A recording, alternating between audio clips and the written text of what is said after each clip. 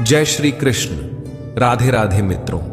जब हम भगवान से कुछ मांगते हैं तो वह हमेशा हमारी इच्छानुसार नहीं देते, बल्कि वही देते हैं जो हमारे लिए वास्तव में श्रेष्ठ और उचित होता है। एक बार फिर से आपका हार्दिक स्वागत करता हूं प्रेरणा पुंज चैनल पर। आप सुन रहे हैं श्रीमद् भगवद गीता की एक अद्भुत और प्रेरणादायक श्रृंखला जिसका नाम है भगवद गीता की सीख। आज हम बात करेंगे श्रीमद् भगवद गीता के दूसरे अध्याय की और समझेंगे कि इस अध्याय से हमें क्या क्या ज्ञान और प्रेरणा मिलती है, वह भी बहुत ही सरल भाषा और सहज शब्दों में।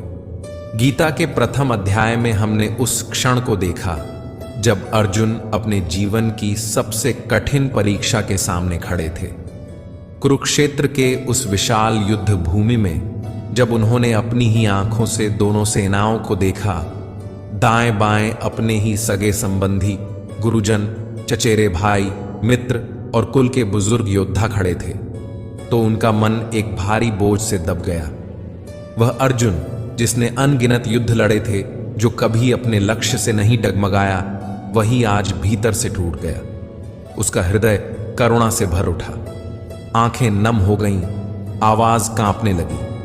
वह युद्ध के लिए खड़ा था, लेकिन जिस युद्ध में अपनों को ही मिटाना हो, वह युद्ध कैसा न्यायपूर्ण हो सकता है। अर्जुन की आत्मा जैसे चीत्कार करने लगी। उसका मन मोह और ममता में उलझ गया। वह भावुकता के उस गहरे भंवर में डूब गया जहां तर्क, नीति और धर्म भी क्षीण लगने लगे। उसने कांपते हुए हाथों से अपना धनुष गिरा दिया और थके हुए मन से रथ के पिछले भाग में बैठ गया, मानो जीवन ने उसकी सारी शक्ति छीन ली हो। वह भगवान श्री कृष्ण की ओर देखकर टूटे हुए स्वर में कहता है, हे माधव, मैं यह युद्ध नहीं कर सकता। कैसे करूं? इन लोगों को मारकर कौन सा सुख मिलेगा? मेरे अपने, मेरे प्रिय, इन्हें मारकर मेरा हृदय कभी चैन नहीं पाएगा। मैं अब कुछ नहीं जानता, बस आप ही बताइए मैं क्या करूं? दोस्तों, भगवद गीता का दूसरा अध्याय हमें जीवन की उन गहराइयों से परिचित कराता है जहां भावनाएं, आत्मा, मृत्यु, पुनर्जन्म और निर्णय की शक्ति एक दूसरे से गूंथी हुई प्रतीत होती हैं। यह अध्याय न केवल हमारे आंतरिक संघर्षों को शांत करने का मार्ग दिखाता है, बल्कि यह भी सिखाता है कि क्रोध क्यों आता है, उसका मूल कारण क्या है और हम कैसे हर परिस्थिति में संतुलित और प्रसन्न रह सकते हैं। तो आइए मैं आपको लेकर चलता हूं इस अद्भुत और आध्यात्मिक यात्रा पर। श्रीमद् भगवद गीता अध्याय 2, सांख्य योग। इस अध्याय की शुरुआत होती है एक गहरे मानसिक द्वंद्व से जूझते अर्जुन से। वह अर्जुन जिसने युद्ध के मैदान में अनेक युद्ध लड़े थे, आज अपने ही संबंधियों के सामने कमजोर और हताश हो गया है। उसका मन दुख और मोह से भर उठा है। उसकी आंखों के सामने खड़े हैं भीष्म पितामह, जिनके चरणों में उसने बचपन बिताया है, गुरु द्रोणाचार्य, जिनसे धनुष बाण चलाना सीखा है, कृपाचार्य, जो सदैव मार्गदर्शक रहे हैं। इन सबको सामने देखकर अर्जुन का दिल भर आया। वह सोचने लगा, क्या मैं इन पूजनीय जनों पर बाण चला सकता हूं? क्या यह धर्म है? क्या अपनों को मारकर कोई सुखी हो सकता है? उसका मन विचलित हो गया। वह युद्ध भूमि में खड़ा होकर कांपता हुआ, आत्मग्लानि में डूबा, धनुष छोड़ देता है। कहता है, हे माधव, मैं युद्ध नहीं कर सकता। लेकिन मित्रों, अगर हम इस परिस्थिति को गहराई से देखें तो अर्जुन को वास्तव में कौरवों को मारने से कोई आपत्ति नहीं थी।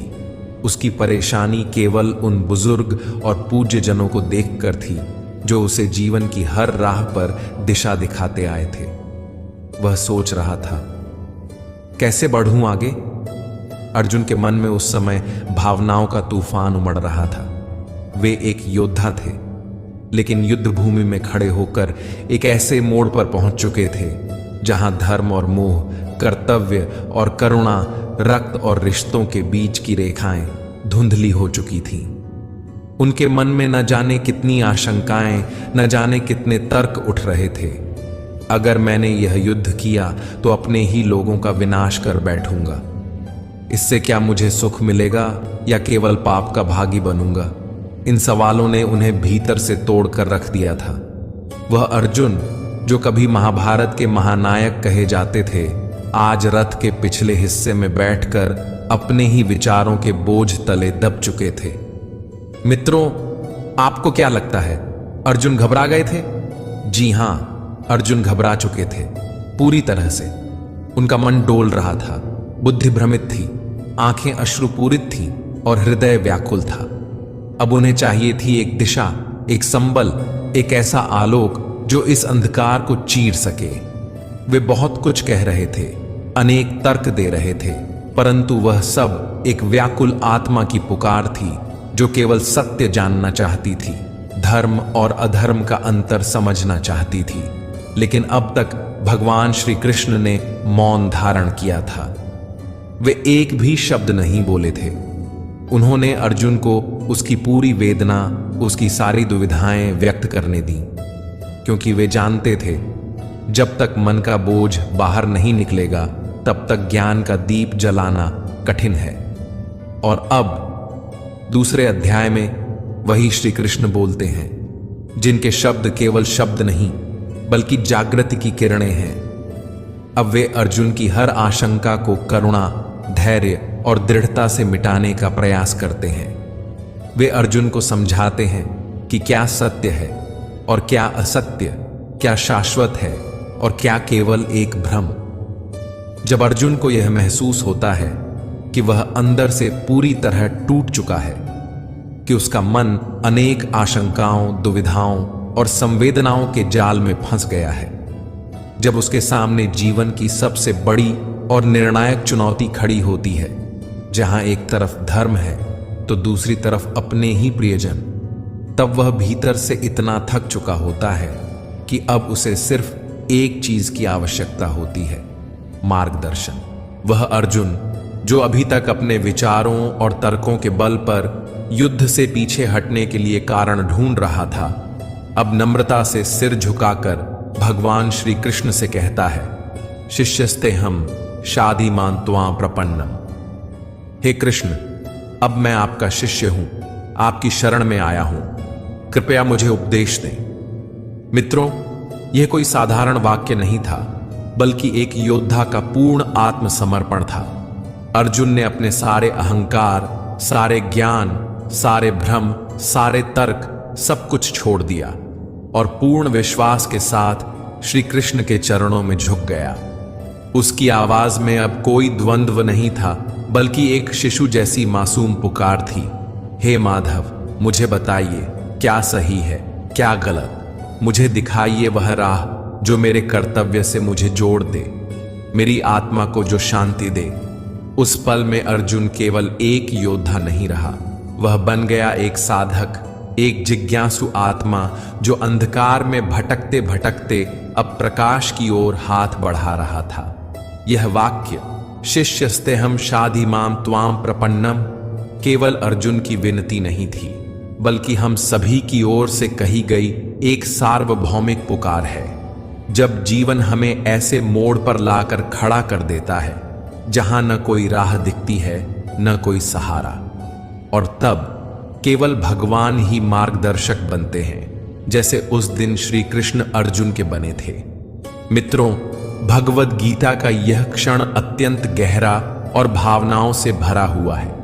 यह केवल एक संवाद नहीं, बल्कि आत्मा की पुकार है, एक टूटे हुए योद्धा की, जो अब अपने अहंकार, अपने ज्ञान और अपने तर्कों को त्याग कर पूर्ण समर्पण के साथ भगवान के चरणों में झुक गया है।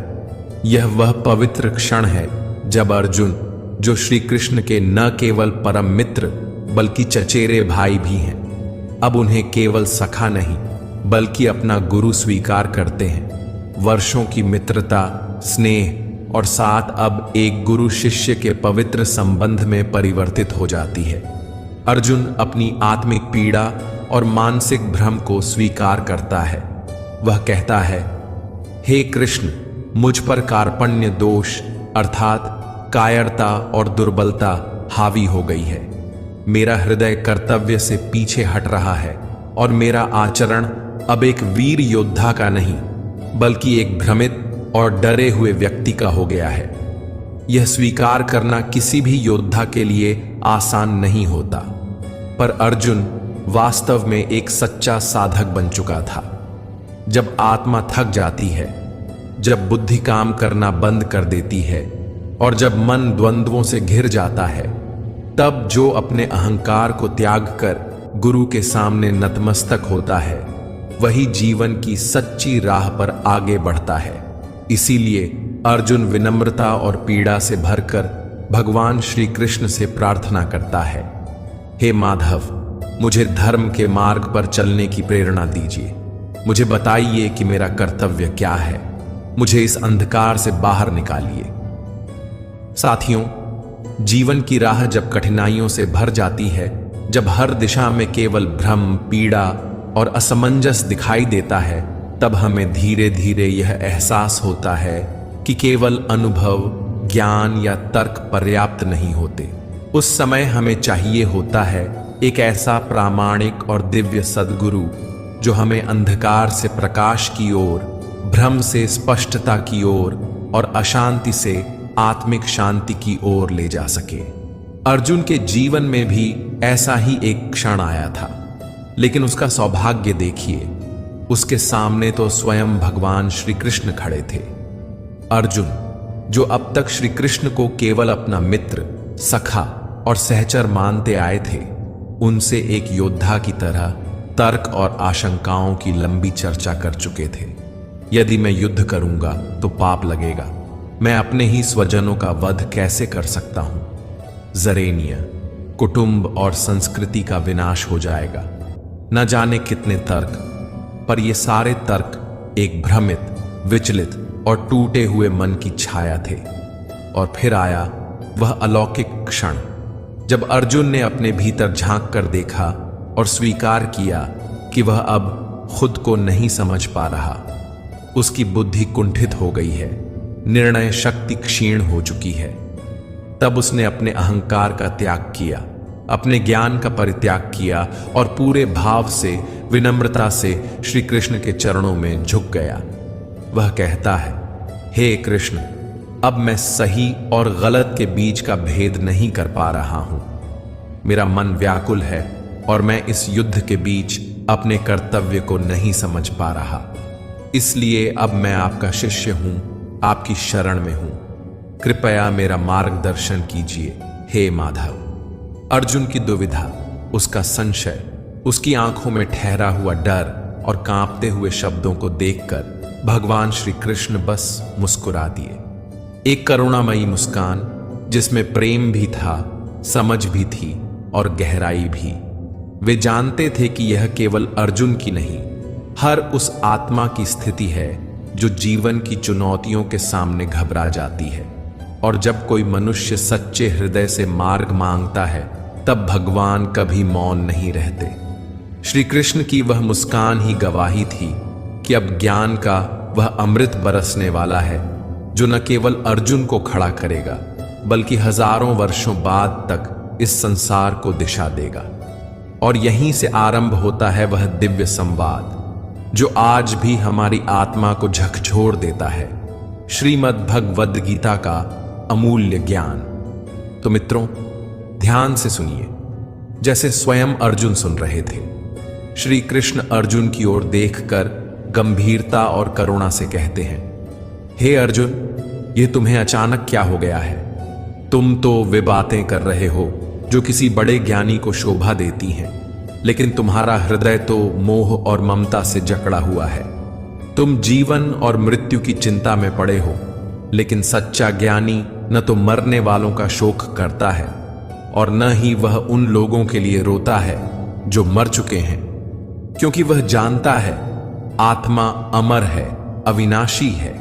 जो सच में ज्ञान को प्राप्त होता है, वह न बीते हुए कल पर रोता है और न ही आने वाले कल को लेकर घबराता है। वह जानता है जो होना है वह होकर रहेगा और जो नहीं होना है वह लाख चाहने पर भी नहीं होगा। ऐसा निश्चय जिसकी बुद्धि में आ जाता है, उसे कोई दुख नहीं सताता, उसे कोई चिंता नहीं घेरती। तुम जैसे योद्धा को किसी दूसरे की मृत्यु को लेकर डरना नहीं चाहिए। और वैसे भी तुम्हें क्या लगता है, क्या ये लोग तुम्हारे मारने से मर जाएंगे? क्या केवल तुम ही इन्हें मारोगे? नहीं अर्जुन, इन सब का भी एक अतीत था, पिछला जन्म था, और भविष्य में एक और जन्म भी होगा। इसलिए जैसा तुम सोचकर दुखी हो रहे हो वह ज्ञान अधूरा है। और रही बात मृत्यु के पाप की, तो यह समझ लो, इनको मारने वाले तुम नहीं बल्कि मैं स्वयं हूं। तुम्हारे हाथ में कुछ नहीं है, तुम चाहकर भी कुछ नियंत्रित नहीं कर सकते। जीवन और मृत्यु यह तो प्रकृति की नियति है। तुम तो केवल उनके मरने का एक कारण हो, एक निमित्त मात्र हो। और ये सभी लोग मरने के बाद मेरे ही पास आएंगे, क्योंकि ये शरीर नहीं, आत्माएं हैं। आत्मा को कभी नष्ट नहीं किया जा सकता। आत्मा तो अगले जन्म के लिए इस शरीर को उसी तरह त्याग देती है जैसे तुम पुराने वस्त्र उतार कर नए वस्त्र धारण करते हो। आत्मा न तो मरती है न ही मारी जा सकती है। श्री कृष्ण अर्जुन की आंखों में झांकते हुए शांत और गूढ़ स्वर में कहते हैं, हे अर्जुन, जिस आत्मा को लेकर तुम इतने दुखी हो रहे हो, उसे कोई भी अस्त्र शस्त्र काट नहीं सकता, अग्नि उसे जला नहीं सकती, जल उसे भिगो नहीं सकता, और वायु भी उसे सुखा नहीं सकती। आत्मा अजर, अमर और अविनाशी है। न इसका कोई जन्म है न मृत्यु। यह आत्मा सदा से है और सदा रहेगी। केवल शरीर बदलते हैं। जैसे कोई पुराने वस्त्र त्याग कर नए वस्त्र धारण करता है, वैसे ही आत्मा भी एक शरीर को छोड़कर दूसरा धारण करती है। यही प्रकृति का सनातन चक्र है, जन्म और मृत्यु का एक सतत प्रवाह जो कभी रुकता नहीं। श्री कृष्ण आगे कहते हैं, हे अर्जुन, यह मत सोचो कि तुम किसी को मार रहे हो। जिसे तुम मृत्यु समझ रहे हो वह केवल देह का अंत है, आत्मा का नहीं। और याद रखो, जीवन देने वाला भी मैं हूं और प्राण हरने वाला भी मैं ही हूं। इस समूची सृष्टि में कुछ भी मेरी इच्छा और व्यवस्था के बिना नहीं होता। अब तुम ही बताओ, क्या तुम किसी मृत व्यक्ति को जीवित कर सकते हो? यदि नहीं, तो फिर तुम किसी जीवित को भी मार नहीं सकते, क्योंकि जीवन और मृत्यु दोनों ही मेरे ही अधीन हैं। श्री कृष्ण की वाणी गंभीर होती चली जाती है। तुम जिनके सामने खड़े हो, भीष्म, द्रोण, कर्ण, इन सभी की मृत्यु मैंने पहले ही तय कर दी है। उनकी जीवन लीला का अंत मैं लिख चुका हूं, और इस कार्य को पूरा करने का माध्यम मैंने तुम्हें चुना है। तुम केवल निमित्त हो, वास्तविक कर्ता तो मैं ही हूं। श्री कृष्ण ने गहराई से अर्जुन की ओर देखा। उनकी आंखों में करुणा भी थी और एक वीर को जगाने की प्रबल आग भी। वे बोले, हे अर्जुन, जब यह सृष्टि अपनी गति से, अपने नियमों से चल रही है, जब जीवन और मृत्यु, जन्म और परिवर्तन प्रकृति के चक्र का हिस्सा है, तो तुम क्यों स्वयं को इन सब का जिम्मेदार मानते हो? तुम केवल निमित्त हो, इस ईश्वरीय योजना का एक माध्यम मात्र। हे पार्थ, तुम एक क्षत्रिय हो। तुम्हारा धर्म, तुम्हारा कर्म ही धर्म युद्ध करना है। यह युद्ध केवल एक संघर्ष नहीं, यह धर्म की रक्षा का अवसर है। और वह क्षत्रिय जो जीवन में ऐसा अवसर पाता है, वह केवल सौभाग्यशाली नहीं बल्कि धन्य होता है। यह तुम्हारा कर्तव्य है। और यदि तुम इस युद्ध से पीछे हटते हो, तो इसका अर्थ केवल इतना नहीं होगा कि तुमने युद्ध नहीं किया। इसका अर्थ होगा कि तुमने अपने जीवन का उद्देश्य ही त्याग दिया। हे अर्जुन, तब तुम्हारे नाम के साथ कलंक जुड़ जाएगा।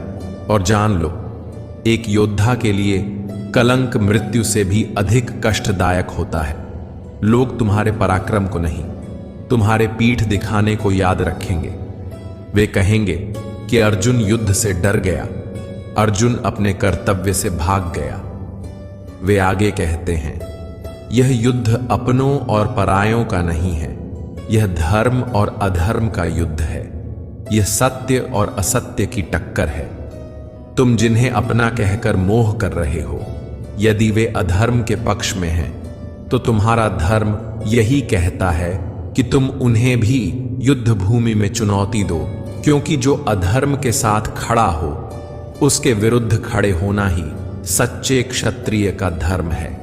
इसलिए हे अर्जुन, इस मोह को त्यागो, इस व्यर्थ के भावनात्मक बोझ को उतार फेंको, क्योंकि यह क्षण तुम्हें धर्म के मार्ग पर चलकर मोक्ष और मुक्ति की ओर ले जा सकता है। यदि तुम पीछे हटे तो केवल यह युद्ध ही नहीं हारेगा, तुम स्वयं को हार जाओगे, और तब यह संसार तुम्हारी वीरता नहीं, तुम्हारी कायरता की चर्चा करेगा। श्री कृष्ण की वाणी में अब करुणा नहीं, जागृति की ज्वाला थी।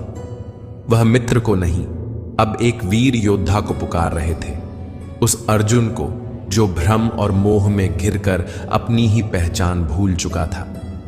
हे अर्जुन, वे बोले, अगर आज तुम इस युद्ध भूमि से पीछे हटते हो तो याद रखना, सारा संसार तुम्हें कायर, नपुंसक और डरपोक कहेगा।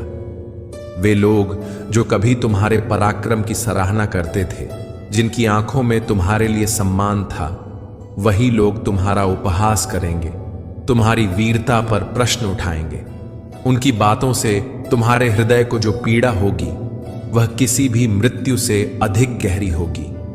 इसलिए हे पार्थ, अब सुख दुख, लाभ हानि, जय पराजय, इन सब को छोड़ दो। अपने विचारों को स्थिर करो, अपने मन को धर्म के लिए अडिग बनाओ और वीरता के साथ धनुष उठाओ। यह युद्ध ही तुम्हारा मार्ग है, और इस मार्ग पर चलकर या तो तुम युद्ध में वीर गति को प्राप्त कर मेरे चरणों में आओगे, या फिर विजयी होकर इस धरती पर धर्म की स्थापना करोगे और यश की प्राप्ति करोगे। दोनों ही स्थितियां तुम्हारे लिए कल्याणकारी हैं। और फिर श्री कृष्ण अर्जुन को उस महान सूत्र की ओर ले जाते हैं जो युगों युगों से हर साधक, हर कर्मयोगी के जीवन का आधार रहा है। वे कहते हैं, कर्मण्येवाधिकारस्ते मां फलेषु कदाचन, मां कर्म फल हेतुर्भूर्मा ते संगोस्त्व कर्मणि। अर्थात हे अर्जुन, तुम्हारा अधिकार केवल कर्म करने में है, परंतु उस कर्म के फल पर तुम्हारा कोई अधिकार नहीं है। तुम कर्म को फल के लिए मत करो और न ही कर्म न करने में आसक्त हो जाओ। तुम कर्म करने से पहले ही उसके परिणामों को लेकर डर रहे हो, घबरा रहे हो, लेकिन यह मत भूलो, फल देने वाला मैं हूं। तुम्हारा कर्तव्य है केवल कर्म करना, निष्काम भाव से, बिना मोह, बिना आशा, बिना भय के। और जब तुम ऐसा करोगे तब मैं स्वयं तुम्हारे हर कर्म को धर्म में बदल दूंगा। तुम अपना काम करो अर्जुन, मैं अपना कार्य कभी नहीं टालता। तुम्हारा एक एक कदम यदि वह धर्म के लिए है तो मैं उसे स्वयं सवार दूंगा। श्री कृष्ण की गूढ़ और गहन बातों को सुनकर अर्जुन का मन कुछ क्षणों के लिए शांत हुआ, लेकिन भीतर अब भी एक हलचल बाकी थी, एक प्रश्न जो उसकी आत्मा को कचोट रहा था। वह श्री कृष्ण की ओर देखा। उसकी आंखों में अब डर या मोह नहीं था, बल्कि जिज्ञासा और सीखने की विनम्रता थी। धीरे से, थोड़ा संकोच और बहुत सारी आशा के साथ अर्जुन ने पूछा, हे माधव, आपने कहा कि मैं अपने विचारों को स्थिर रखूं, अपने मन और भावनाओं को नियंत्रण में लाऊं, पर बताइए यह मैं कैसे करूं? श्री कृष्ण ने अर्जुन के भीतर उठते इस सुंदर और गहरे प्रश्न को अत्यंत प्रेम और गंभीरता से सुना। उनके चेहरे पर एक सौम्य मुस्कान थी, जैसे एक सच्चा गुरु अपने जिज्ञासु शिष्य की अंतरात्मा को पढ़ रहा हो। फिर वे मधुर लेकिन दृढ़ स्वर में बोले, हे अर्जुन, जो व्यक्ति अपने मन की समस्त इच्छाओं को त्याग देता है, जो अपने कर्मों के फलों को लेकर न कोई अपेक्षा करता है और न ही चिंता करता है, वही व्यक्ति स्थिर बुद्धि कहलाता है। वह अपने भीतर इस प्रकार संतुलन स्थापित कर लेता है कि परिस्थितियां चाहे जैसी भी हों, वह न उनसे विचलित होता है, न ही उन्हें अपने ऊपर हावी होने देता है। श्री कृष्ण आगे समझाते हैं कि ऐसा व्यक्ति जब जीवन में कुछ बुरा घटता है तो उसमें डूबकर टूटता नहीं है, और जब कोई अच्छा फल प्राप्त होता है तो वह उन्मादित होकर उड़ता भी नहीं। वह भीतर से संपन्न रहता है, शांत, स्थिर और पूर्ण। जिसने भय, मोह और क्रोध को अपने मन से बाहर निकाल फेंका है, जो शुभ और अशुभ, लाभ और हानि, सम्मान और अपमान जैसे द्वंद्वों से ऊपर उठ चुका है, जो अपनी इच्छाओं को वश में कर चुका है, वही वास्तव में स्थिर बुद्धि कहलाने योग्य होता है। श्री कृष्ण अर्जुन को अत्यंत कोमलता और गहराई से समझाते हैं। हे पार्थ, जिस प्रकार एक कछुआ अपने अंगों को समेटकर स्वयं में स्थित हो जाता है, उसी प्रकार वह व्यक्ति जो अपनी इंद्रियों और इच्छाओं को नियंत्रण में रखता है, उसकी बुद्धि स्थिर और अचल हो जाती है। वह बाहरी आकर्षणों में उलझने के बजाय अपने भीतर के प्रकाश में स्थित होता है। श्री कृष्ण फिर अर्जुन को बड़ी संवेदनशीलता से बताते हैं कि जब कोई व्यक्ति बार बार किसी इच्छा के बारे में सोचता है तो वह उसे प्रिय लगने लगती है, और जैसे जैसे वह इच्छा गहराती है, मन उसे प्राप्त करने के लिए लालायित हो उठता है। यही लालसा आगे चलकर व्यक्ति को बेचैन करती है, और यदि उस इच्छा की पूर्ति में कोई रुकावट आ जाए तो वह लालसा क्रोध में बदल जाती है। श्री कृष्ण कहते हैं, क्रोध वह अग्नि है जो सबसे पहले हमारे विवेक को जला देती है।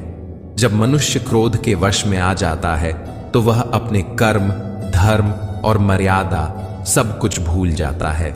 उसका विवेक नष्ट हो जाता है और वह स्वयं अपनी स्थिति से नीचे गिर जाता है। इस गहराई में छिपा संदेश केवल अर्जुन के लिए नहीं था, यह उन सभी के लिए था जो इच्छाओं और भावनाओं के तूफान में बह जाते हैं और अपने भीतर की स्थिरता खो बैठते हैं। श्री कृष्ण आगे कहते हैं, परंतु जो व्यक्ति अपनी इच्छाओं को वश में कर लेता है, जो उनका सेवक नहीं बनता, वह भीतर से शुद्ध हो जाता है। जब उसके अंतर्मन से द्वंद्व और अशांति मिट जाती है, तब उसका सारा दुख समाप्त हो जाता है, और जब वह दुखों के कारणों से मुक्त हो जाता है, तब उसकी बुद्धि स्थिर हो जाती है। वे अर्जुन को समझाते हुए कहते हैं, हे पार्थ, वह मनुष्य जो अपनी इच्छाओं और कामनाओं से मुक्त नहीं हो पाता, वह कभी भी शांति को नहीं प्राप्त कर सकता। और सोचो, जब भीतर शांति ही नहीं होगी तो वह जीवन में सच्चा सुख कैसे पाएगा। उसका मन सदैव भटका रहेगा, वह भीतर ही भीतर अशांत रहेगा, व्याकुल रहेगा। फिर श्री कृष्ण एक सुंदर उपमा देते हैं। ऐसा व्यक्ति उस नाव के समान होता है जो कभी इधर कभी उधर अपनी इच्छाओं की तेज हवाओं से इधर उधर बहती रहती है। उसके जीवन की कोई दिशा नहीं होती, कोई स्थिरता नहीं होती। वह हर समय अपने मन की लहरों में उलझा रहता है, कहीं कुछ पाने की लालसा, कहीं खो देने का डर, और इस द्वंद्व में वह स्वयं को खो देता है। परंतु वह व्यक्ति जो अपनी इच्छाओं को वश में कर लेता है, जिसकी बुद्धि स्थिर हो जाती है, वह उस गहरे शांत समुद्र के समान होता है, जिसमें चाहे कितनी ही नदियां आकर मिलें, वह कभी उफनता नहीं, डोलता नहीं। वह हर स्थिति में संतुलित रहता है, स्थिर रहता है। श्री कृष्ण अंत में कहते हैं, हे अर्जुन, ऐसा ही स्थिर बुद्धि प्राणी जो न कामनाओं में बहता है, न क्रोध में जलता है, वह मृत्यु के बाद मेरी ही शरण में आता है। वही मुझे प्राप्त करता है, वही मोक्ष को प्राप्त करता है। क्योंकि जब मन शांत होता है, तब आत्मा परमात्मा से मिलती है। मित्रों, जीवन की सबसे गहरी सच्चाइयों में से एक है मृत्यु, और शायद हम में से अधिकांश ने कभी न कभी किसी प्रियजन को खोने का दर्द सहा है, और जो अब तक इस पीड़ा से नहीं गुजरे हैं, उन्हें भी यह समझना चाहिए कि एक न एक दिन जीवन में ऐसा क्षण अवश्य आएगा जब हम किसी बहुत अपने को खो देंगे या फिर स्वयं इस संसार को छोड़ देंगे। यह एक कठोर सच्चाई है, लेकिन इसमें उदासी में डूबने की आवश्यकता नहीं है। क्योंकि स्वयं भगवान श्री कृष्ण ने हमें यह दिव्य ज्ञान दिया है कि हम न तो अपने जन्म से पहले थे न मृत्यु के बाद रहेंगे, परंतु फिर भी हम पूर्ण रूप से समाप्त नहीं होते। हम आत्मा रूप में इस ब्रह्मांड में सदा किसी न किसी रूप में विद्यमान रहते हैं। तो जब हमारी आत्मा अमर है, जब यह नष्ट नहीं होती, तो फिर मृत्यु से डरना कैसा? मृत्यु कोई अंत नहीं, बल्कि एक परिवर्तन है, एक द्वार है, या तो पुनर्जन्म का या फिर उस परमात्मा में लीन हो जाने का जिससे हम उत्पन्न हुए हैं। और जब अंत में हम सब की आत्माएं उसी एक दिव्य स्रोत में लौट जाती हैं, तो फिर हमें इतना भावुक और भयभीत क्यों होना चाहिए? श्री कृष्ण कहते हैं, हम यह शरीर नहीं हैं, यह तो एक अस्थाई वस्त्र है जिसे आत्मा कुछ समय के लिए धारण करती है। हम आत्मा हैं, शुद्ध, शाश्वत, अमर, और वह आत्मा परमात्मा का ही अंश है। जब हमारी सच्ची पहचान ही ईश्वर से जुड़ी है, जब हमारे भीतर वह दिव्य चिंगारी है, तो फिर क्यों ना हम इसी जीवन में उस परमात्मा से मिलने का प्रयास करें। ये संसार, ये संबंध, ये मोह सब माया है। ये केवल एक नाटक है, एक लीला है जिसे परमात्मा ने रचा है। दोस्तों, अर्जुन भी उस क्षण गहरे मोह और भावनात्मक भ्रम में फंसे हुए थे। उनका मन अपनों के प्रति प्रेम, संबंधों और संवेदनाओं से इतना भर गया था कि वे यह समझ ही नहीं पा रहे थे कि उन्हें क्या करना चाहिए। जब भी हम जीवन में कोई बड़ा निर्णय लेने लगते हैं, तब ठीक ऐसी ही स्थिति हमारे साथ भी होती है। एक ओर हमारा मोह, लगाव, रिश्ते और भावनाएं होती हैं, और दूसरी ओर हमारा कर्तव्य, हमारा लक्ष्य और जीवन का सत्य मार्ग। श्री कृष्ण हमें यही सिखाते हैं कि जब निर्णय लेने का समय आता है, तो हमें यह स्पष्ट रूप से देखना होता है कि कहीं हमारा मोह ही तो हमें अपने धर्म और कर्तव्य से भटका नहीं रहा। यही मोह हमें उस रास्ते से दूर करता है जो वास्तव में हमें हमारी मंजिल तक ले जा सकता है। उदाहरण के तौर पर मान लीजिए कि आपको घर से दूर किसी दूसरे शहर में पढ़ाई के लिए जाना है, या अपने सपनों को पूरा करने के लिए परिवार से दूर जाना पड़ रहा है। ऐसे समय में आपके मन में भावनाएं उमड़ेंगी। माँ बाप का स्नेह, घर की यादें, वह सुरक्षा का भाव, यह सब मोह की डोर बनकर आपको रोकना चाहेगा। पर क्या आप जानते हैं, अगर आप इन डोरों को नहीं काटते तो आप कभी उड़ नहीं पाएंगे। ठीक यही अर्जुन की भी स्थिति थी।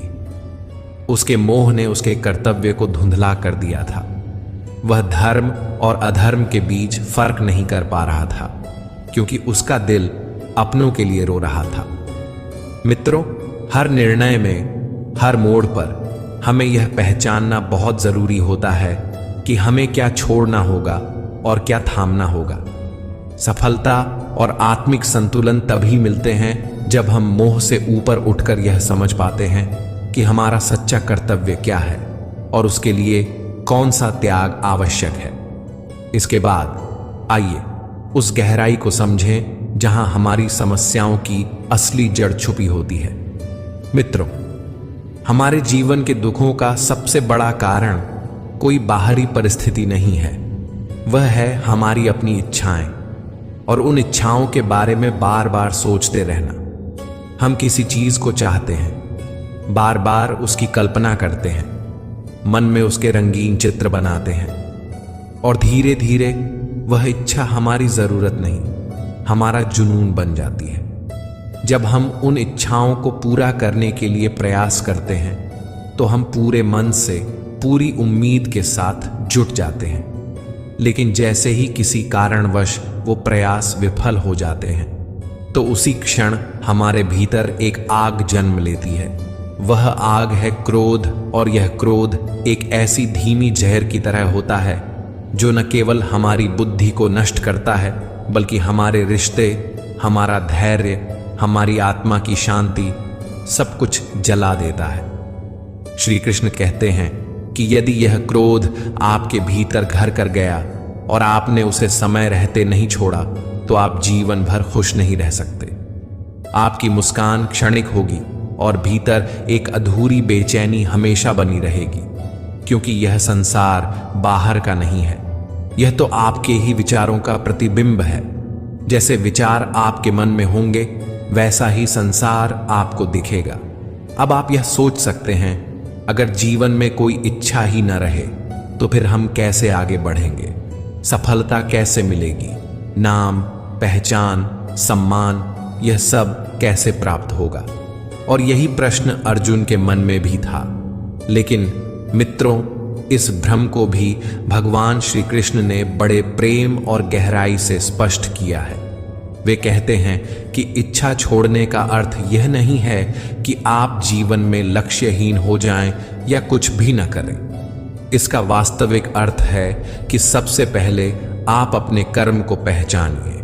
यह जानिए कि आपका वास्तविक कर्तव्य क्या है, वह कार्य क्या है जो आपको भीतर से पुकार रहा है, जो आपके जीवन का उद्देश्य है। जब आपको यह स्पष्ट हो जाए कि आपको क्या करना है, तब बिना फल की चिंता किए, सफलता की लालसा या असफलता के भय से मुक्त होकर उस कार्य को पूरी निष्ठा, श्रद्धा और समर्पण के साथ कीजिए, जैसे वह कार्य आप नहीं स्वयं भगवान कर रहे हों। श्री कृष्ण हमें यही सिखाते हैं, कर्मण्येवाधिकारस्ते मा फलेषु कदाचन, अर्थात तुम्हारा अधिकार केवल कर्म पर है, फल पर नहीं। जब आप अपने हर कार्य को यह भावना देकर करते हैं कि यह कार्य मेरे नहीं भगवान के हाथों से हो रहा है, तब आपकी हिम्मत कभी नहीं टूटती।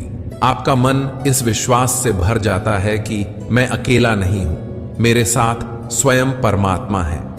मैं जो कर रहा हूं वह ईश्वर की प्रेरणा से, उनकी शक्ति से और उनके लिए कर रहा हूं। यह भावना आपको भीतर से इतना मजबूत बना देती है कि असंभव लगने वाले कार्य भी सरल हो जाते हैं। इसलिए इच्छा का त्याग कोई कमजोरी नहीं है, बल्कि यह सबसे बड़ा बल है। जब आप मोह, भय और फल की चिंता से ऊपर उठ जाते हैं, तब आप वास्तव में भगवान के हाथों का माध्यम बन जाते हैं। कर्म कीजिए, लेकिन उसे ईश्वर को समर्पित करके, फिर देखिए जीवन कितनी सुंदरता और शक्ति से भर जाता है। मित्रों, आशा है कि आपको श्रीमद् भगवद गीता के दूसरे अध्याय की यह सरल, भावपूर्ण और जीवन से जुड़ी हुई व्याख्या अवश्य पसंद आई होगी। यह अध्याय न केवल हमारे विचारों को स्पष्ट करता है, बल्कि जीवन को समझने का एक गहरा दृष्टिकोण भी प्रदान करता है। मित्रों, आपने इस वीडियो से क्या सीखा? हमें नीचे कमेंट करके जरूर बताएं। आपके विचार हमारे लिए बहुत महत्वपूर्ण हैं। अगर यह वीडियो आपके मन को छू गया हो या आपकी सोच में कोई सकारात्मक परिवर्तन लाया हो, तो इसे लाइक करें, अपने प्रियजनों के साथ शेयर करें और हमारे चैनल को सब्सक्राइब करके घंटे का बटन जरूर दबाएं, ताकि हमारी आने वाली सभी आध्यात्मिक, ज्ञानवर्धक और प्रेरणादायक वीडियो आप तक बिना किसी रुकावट के पहुंचती रहे। मिलते हैं बहुत जल्द श्रीमद् भगवद गीता के तीसरे अध्याय की इसी तरह की सहज, गूढ़ और हृदय स्पर्शी व्याख्या के साथ। तब तक के लिए अपना ध्यान रखें, स्वस्थ रहें, प्रसन्न रहें और श्री कृष्ण के उपदेशों को अपने जीवन में अपनाकर अपने पथ को उज्जवल बनाएं। जय श्री राधे कृष्ण।